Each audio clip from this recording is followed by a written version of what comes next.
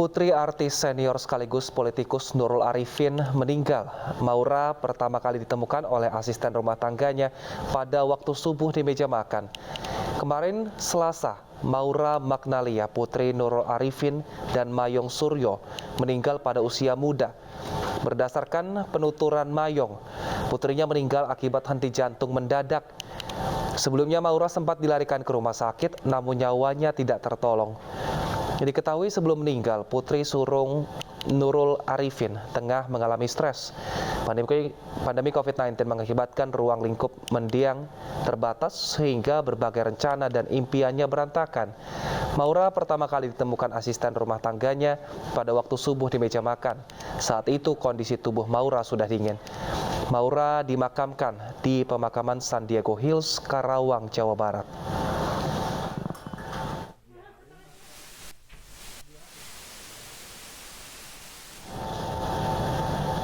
Untuk mengenal lebih dekat dengan fenomena henti jantung ini, sudah bersama kami Ketua PP Perhimpunan Dokter Spesialis Kardiovaskular Indonesia atau PERKI, ada Dr. Isman Firdaus. Selamat siang, Dr. Isman.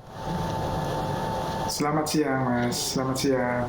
Baik, semua. Dok, apa sebenarnya sakit henti jantung ini, Dok?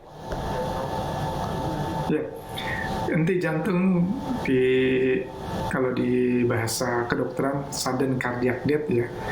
Itu 50% itu karena penyakit jantung koroner dan sebagian laginya karena gangguan listrik jantung. Jadi jantung mendadak berhenti memompa ya, karena memang tugas jantung itu memompa. Karena jantung dalam memompa dia berkontraksi karena ada listrik yang berirama ya. Nah, apabila jantung berhenti bisa karena aliran listriknya total tidak ada atau aliran listriknya sangat cepat yang kita sebut dengan fibrilasi. Jadi badai listrik jantung, itu jantung seperti bergetar. Itu bisa menyebabkan henti jantung juga. Jadi jantung tidak memberikan fungsinya sebagai pompa. Aliran dalam seluruh tubuh juga akan terhenti ke otak dan ke seluruh jaringan yang lainnya. Nah, itu namanya henti jantung. Bedanya dengan serangan jantung apa, Dok? Atau sama ternyata? Ya, jadi serangan jantung juga diistilahkan ada sumbatan mendadak di pembuluh darah koroner. Orang menyebutnya angina pectoris tidak stabil atau sindrom koroner akut. Orang awam menyebutnya angin duduk. Atau juga yang bisa langsung berhenti jantungnya akibat badai listrik. Itu diartikan serangan jantung macam-macam. Tapi kalau sampai henti jantung disebut dengan sudden cardiac death. Dua-duanya bisa disebabkan oleh karena salah satunya bisa sindrom koroner akut atau karena badai listrik jantung seperti adanya bakat-bakat aliran listrik yang tidak beraturan pada Brugada syndrome atau pada long QT dan gangguan listrik lainnya. Baik, ini gejalanya bisa diketahui nggak, Dok, sebelum kita mungkin siapapun terkena henti jantung atau serangan jantung? Ya, kalau saat tiba-tiba henti jantung mendadak, ya itu saat itu henti jantung ya sulit ya. Namun ada risiko-risikonya. Salah satunya ada riwayat penyakit jantung koroner.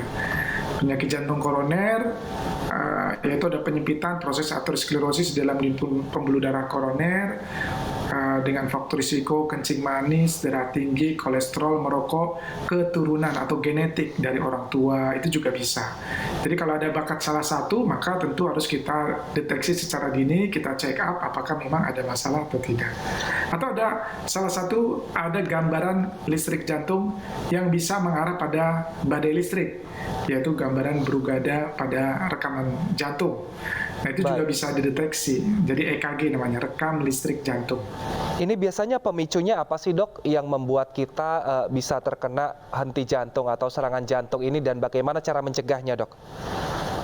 Ya, faktor pencetus untuk penyakit seperti contohnya aterosklerosis atau permasalahan di koroner atau penyakit jantung koroner bisa terjadi pecahnya plak mendadak. Itu pencetusnya bisa karena aktivitas yang mendadak berat atau stres yang mendadak membebani tubuh kita sehingga aliran darah juga makin deras di jantung, dan juga bisa disebabkan oleh infeksi, misalkan oleh demam, meriang, aktivitas terlalu berat, mengedan. Itu juga bisa menjadi faktor pencetus. Olahraga terlalu berat, main futsal dan selainnya itu juga bisa menjadi pencetus, tapi bukan penyebab. Kalau orang nggak ada sakit jantung nggak ada masalah. Untuk stres nggak ada masalah, untuk aktivitas nggak. Tapi ketika ada bakat itu akan jadi masalah, akan menjadi pencetus. Sedangkan penyebabnya sudah ada, yaitu bisa penyakit jantung koroner, bisa juga ada kelainan listrik jantung. Mungkin Baik. Nah, tapi tadi kan yang dokter sebutkan ini banyak beberapa di antaranya adalah aktivitas yang biasa anak muda lakukan seperti tadi bermain futsal, lalu juga mungkin olahraga.